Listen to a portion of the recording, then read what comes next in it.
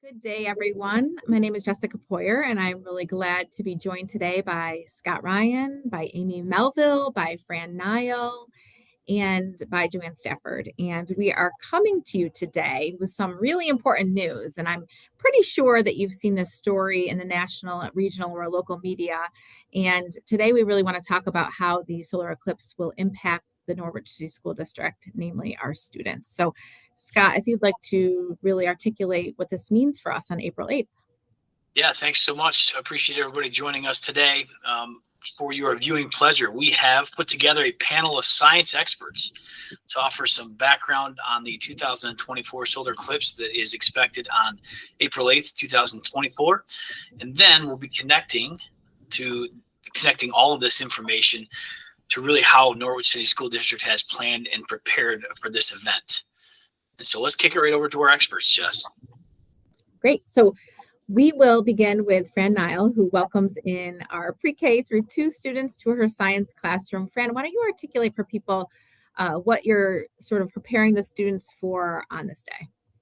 So as a science department, we've been preparing for this for a while now, knowing that it was going to be happening. And our plan is to, when each child visits science, which is every 3 days, so the 3 days before the break, they will, in science class, learn about what a solar eclipse means, a solar eclipse in totality specifically. They will do an event or a model of what an eclipse would look like, a very basic model here in the classroom. They will help prepare their solar eclipse glasses to come home to you with some safety instructions, and they will be bringing those home to view the eclipse at home.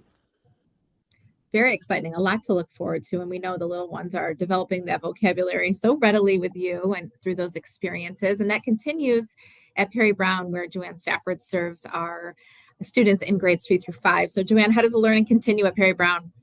Our model will be very similar to Mrs. Niles' model at Gibson. We'll also be talking about it right before break, and we'll tie it into what we've learned all year. The 5th graders especially have been focusing on Earth and Sun. They did a huge study on it, so we'll reflect back on what they've learned there and our moon cycles and things that we've watched. And then as well as 3rd and 4th grade, really talking about energy and how important the sun plays a role in what's happening here on Earth. And that learning certainly continues into the middle school. So Amy Melville, can you help us understand what that looks like for our 6 through 8 students? Yep. So as the trend kind of continues, in the middle school, they will also be learning about what is a solar eclipse, what causes it, doing some model making, as well as some vocab with totality. Students will be also bringing home these little packets that contain safety information and some activity sheets that they can do at home, along with these lovely little solar eclipse glasses that the district was lovely enough to give to every student in the district. That's it. Great. Sounds awesome. And I know for our high school science team, similar, right, at the earth science level, Mr. Obrowski and Ms. Carpenter are leading students through that curricular work, so ensuring that they have that preview as well. And I know that there's certainly a lot of Q&A that is happening across our district right now. So Scott, I'm going to turn it back over to you to ask some frequently asked questions. Yeah, so the one that I've heard quite a bit, right? You see that in the bottom right corner, the first total eclipse in New York State in over 100 years. Why is this one different? Ms. Nile. This one is different because the path of totality, as you can see, is cutting across a huge section of the country. So there's going to be a lot of different viewing parties all the way from Texas to Niagara Falls up into Canada. And this one is a path of totality. So when we're looking at the map of New York State, there's a very large section of New York State that is falling in the path of totality. So there's a great opportunity for a lot of people to see it. I love that. So let's think ahead with the lack of predictability with weather that we're quite used to, right? What happens if there's an overcast on April 8th? I'll take that one. With the solar eclipse, it has a number of different effects here on Earth, from animal behavior to weather. And as the moon starts to pass over the sun in what we call totality, as we get closer to that, some of the clouds will actually dissipate, and you'll be able to see the totality even with a little bit of cloud cover. Perfect. So thinking about what's my best vantage point, Ms. Stafford, where do I view it? Well, you can view it right here in Norwich in your own backyard if you need to. We've got a good high percentage rate of 98% viewing in that small window of time. Remember, it only shows up for just a few minutes. It takes about 2 hours, but that actual hot moment where you really want to see all the action happens in just a small amount of time, which with the information we're sending home, we'll go over that. If you'd like to do something more and really reach out to like another fun idea, Rogers Center's hosting in Sherburne, a nice viewing party. Some people are headed to bigger places like Syracuse, Rochester, Buffalo, the Adirondacks, although the state has warned heavy travel in those areas because so many scientists and people are interested. Awesome. Well, all right, boil it down to the time when, and Fran, you've used the word totality quite a few times, right? Let's boil it down to that, the viewing time when the eclipse is in 100% totality. What are my look-fors as a sort of a novice, right, eclipse seeker? What are the things that most should stand out to me as a new learner? So I can start with the youngest children. If you're at home viewing it with the youngest children, even if you're not in the path of totality, you'll notice, and which is something we've talked about in science class, is the shadows on the ground. The shadows on the ground will look very different during the eclipse, during large portions, not just during totality, and have them look at the shadows the leaves are making or the shadows the people are making.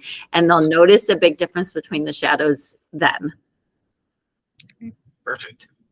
Mrs. Stafford, what do I look for? I think you need to use your ears and not your eyes sometimes. And I think you need to listen around you to what's happening. I think nature will give us many signs that will be surprising. I think you'll notice some strange sounds and sights from our animal friends that know what to do during a solar eclipse. I love that. Amy, what last nugget would you give our community as we prepare for this event? Definitely make use of the opportunity. In my packet that's coming home with some middle schoolers, and I believe with some of the 3 to 5 grades, you're going to have an activity sheet. It is best to do these in totality, but that's not to say you can't do it here because we do have 98%. My personal favorite, I love just the classic pinhole projections. On a YouTube video that I saw, Smarter Every Day, showcases how you can make your own little design. So you can punch out your name or the year or whatever to make these cool little pinholes. Or if you just have a strainer or a colander or a cheese grater, just take it outside over a white piece of paper or a white sheet, hold it up, and you'll be able to see the lovely circles slowly start to turn into crescents as you get into totality. Love that. Well, thank you so much. So let me try to summarize, if you will. In summary, what I heard you say was a great deal of planning and preparation went into this with your students prior to, right? There's a timing issue because of spring break that prevents us from sort of having the kids right in front of us prior to this event. But you're really setting the stage. You'll be sending hard copies home. You'll be engaging in the EDU room communication that we have available to all parents with appropriate links for that event. We will also, by the close of business this week, have an operational page on our website that will house all of this information as well. Anything else that you would add to that? As if I'm a parent or a guardian, what are my look-fors? So they might like to purchase glasses for themselves. They have glasses that each student will be getting glasses courtesy of the Norwich City School District. And if they're looking for glasses, the one thing, there's a lot of websites that sell them. They may want to look to make sure they're ISO certified. They have to be certified because there are a lot of scams for glasses out there. But if you look at a reliable site, they'll mention that they're ISO certified. And I would say if you can't get your eyes on behind a pair of glasses because nothing else is safe other than those glasses, you can make a pinhole viewer, which we're going to include in our packet on how to make one out of a cereal box with some aluminum foil and white piece of paper. Very simple and easy to do. So really quick, what's the science term again that we're trying to safeguard against when wearing these protective lenses? Is it retinopathy? Yeah, even just a few seconds of glare can burn at your retina, which would be very dangerous. We don't want to put anybody in harm's way. That's why, the glasses are a must wear. Even during totality. Mm-hmm. Well, great advice. Awesome news from our science team here at NCSD. Mrs. Poyer, anything in closing before we wrap this up? So I think the last bit of news really is how it impacts school.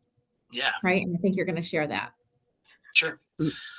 So to our parents and guardians that are planning for this event, remember this is the Monday after spring break.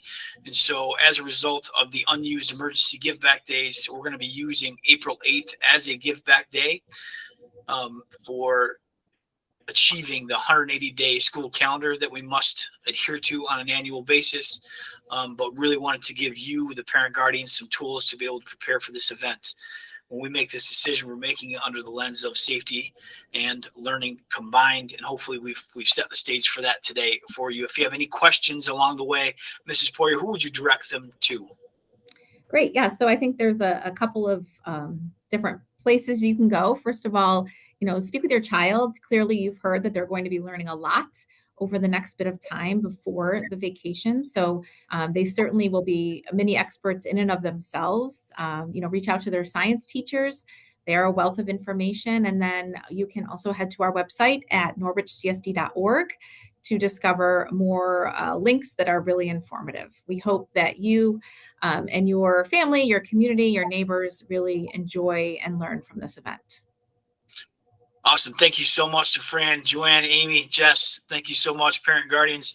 Make sure that you reach out and or check your EDU rooms for more information to come. We'll talk soon. Go Purple.